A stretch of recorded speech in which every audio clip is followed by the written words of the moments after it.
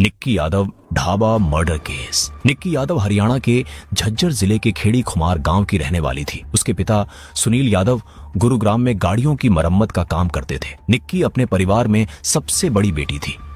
उसने अपनी शुरुआती पढ़ाई गांव में ही पूरी की, लेकिन आगे की पढ़ाई के लिए वो दिल्ली आ गई। साल 2018 के आसपास निक्की मेडिकल एंट्रेंस एग्जाम की तैयारी कर रही थी।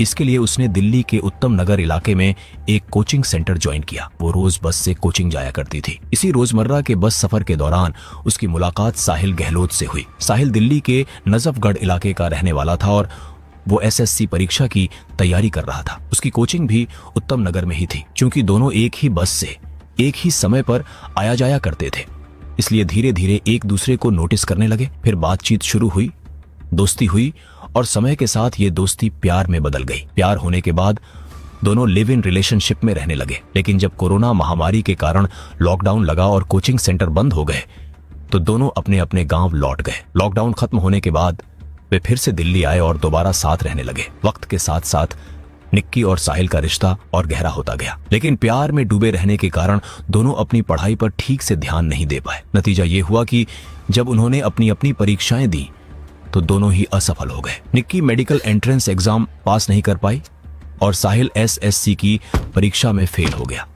इसके बाद दोनों ने ग्रेटर नोएडा के Galgotia college of engineering and technology में एडमिशन लेने का फैसला किया। निक्की ने वहां एमए में दाखिला लिया, जबकि साहिल ने फार्मेसी का कोर्स चुना। पढ़ाई के साथ साथ उनका लव अफेयर भी चलता रहा। हर आम रिश्ते की तरह इनके बीच भी कभी कभी झगड़े और मनमुटाव होते थे, लेकिन इसके बावजूद वे एक दूसरे से जुड़े रहे। उस वक्त तक निक्की के लिए साहिल ही उसकी पूरी दुनिया था और साहिल के लिए भी निक्की सब कुछ थी। लेकिन हकीकत धीरे धीरे कुछ और ही रूप लेने लगी थी। समय बीतने के साथ उनके रिश्ते में कड़वाहट बढ़ने लगी। ये कड़वाहट इतनी खतरनाक साबित होगी, इसका अंदाजा निक्की ने कभी सपने में भी नहीं लगाया था। 11 फरवरी 2023 को निक्की के पिता ने उसे फोन किया, लेकिन उसका मोबाइल बंद आ रहा था।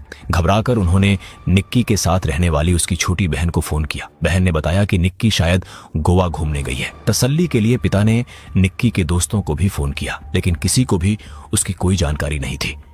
तभी एक दोस्त ने बताया कि उसने निक्की को आखिरी बार साहिल के साथ देखा था। इसके बाद निक्की के पिता ने छोटी बेटी से साहिल का नंबर लिया और उसे फोन किया। साहिल ने साफ झूठ बोल दिया। उसने कहा, मुझे निक्की के बारे में ज्यादा कुछ नहीं पता, मैं तो अपनी शादी की तैयारियों में व्यस्त हूँ। हो सकता है वो देहरादून या मसूरी घूमने गई हो। अगले दिन यानी 12 फरवरी को निक्की के पिता ने किसी तरह साहिल के पिता का नंबर हासिल किया और उनसे बात की, लेकिन उन्होंने भी यही कहा कि उन्हें निक्की के बारे में कोई जानकारी नहीं है। निक्की के पिता अपनी बेटी को पागलों की तरह ढूंढ रहे थे।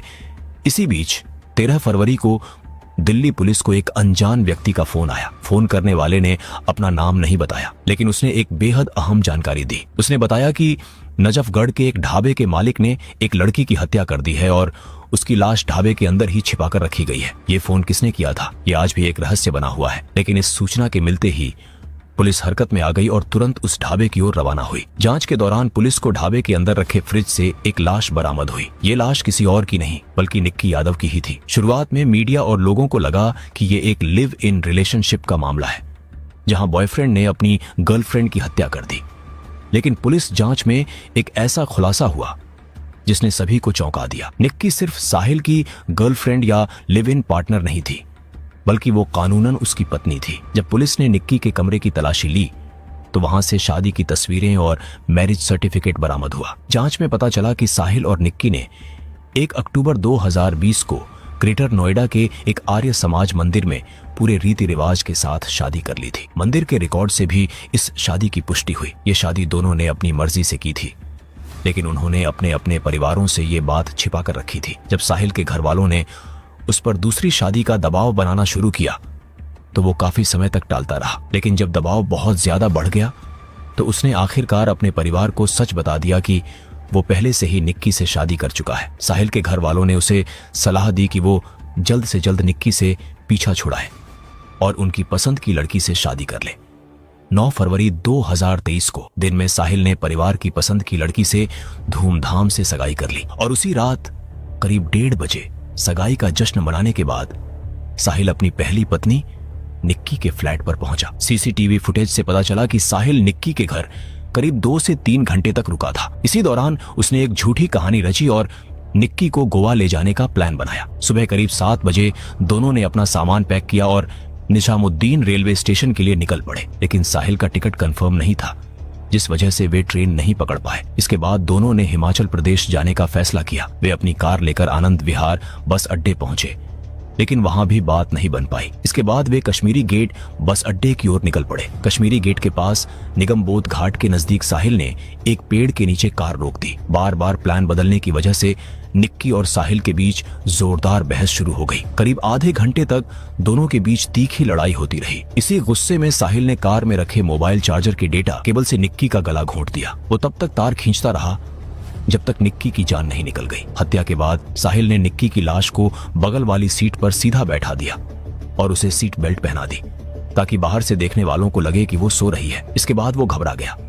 उसे समझ नहीं आ रहा था कि लाश का क्या करे, इसलिए वो काफी देर तक निक्की की लाश को गाड़ी में लेकर इधर उधर घूमता रहा। उधर घर पर 10 फरवरी को साहिल की शादी की रस्में शुरू होने वाली थी और सभी लोग उसका इंतजार कर रहे थे। साहिल का फोन बंद था, जिससे घर वाले परेशान हो गए। जैसे ही साहिल ने फोन ऑन किया, उसकी बात घर पर हुई। उसने अपने पिता को बताया कि उसने निक्की को मार दिया है और उसकी लाश उसकी गाड़ी में है। ये सुनकर पिता ने उसे पुलिस के पास जाने के बजाय लाश को लेकर अपने ढाबे पर आने को कहा। इसके बाद साहिल के पिता, 2 रिश्तेदार और 2 दोस्त 3 अलग अलग गाड़ियों में साहिल की मदद के लिए निकल पड़े। रास्ते में ये सभी लोग साहिल से मिले और फिर मिलकर निक्की की लाश को खाओ पियो ढाबा के बड़े फ्रिज में छिपा दिया। ये ढाबा साहिल का ही था और शादी की वजह से बंद पड़ा था, इसलिए किसी को कोई शक नहीं हुआ। लाश को ठिकाने लगाने के बाद साहिल ने निक्की के फोन से अपनी सारी चैट और कॉल रिकॉर्ड डिलीट कर दिए। इसके बाद वो ऐसे तैयार होकर अपनी शादी में गया जैसे कुछ हुआ ही ना हो। 10 फरवरी को साहिल और उसके साथियों ने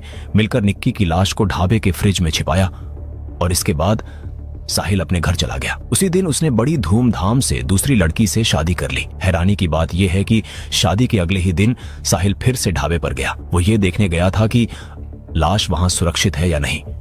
उनका प्लान था कि जब मामला ठंडा पड़ जाएगा तो वे लाश को निकालकर पास के किसी बड़े नाले में फेंक देंगे। साहिल अपनी नई शादीशुदा जिंदगी आराम से जी रहा था, लेकिन जैसे ही निक्की के गायब होने की खबर सामने आई और पुलिस ने साहिल से कड़ाई से पूछताछ शुरू की, वो टूट गया। आखिरकार उसने अपना जुर्म कबूल कर लिया।